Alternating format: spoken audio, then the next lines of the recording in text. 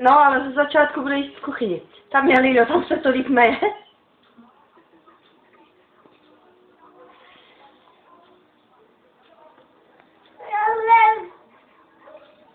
Hm?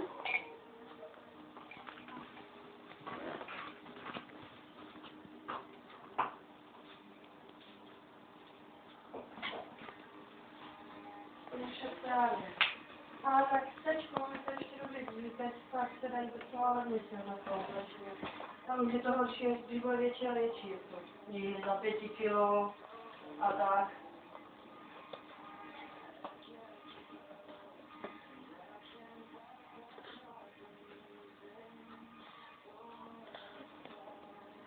No jasně, jenže, no to jenže, já to myslím jako takhle, když bude starší. Jako když bude třeba ve škole, tak jako už teď má velkou nohu, roste docela rychle, tak to bude víc, že? To oni chodí na jeden měsíc tak jak Petě ze začátku. No. No však právě, to vidím, jak to bylo u Petě, a každý měsíc jsem mu kupovali aspoň jedný džíny, protože po každém díky vydal. Každému byli malý. No to bude docela prdele, džíny za 500,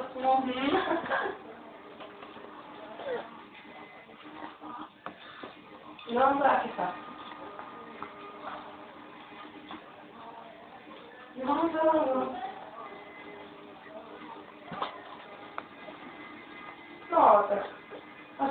Aspoň se nestratí. Já jsem to říkala hned, že mám nějakou, že jak to nedostane, říkala, jako on nemá mít půlkou malej. Kam Michal je velký, táta je vysoký, brácha je vysoký, on nemá mít půlkou malej. No, když právě říkám, on nemá mít půlkou malej.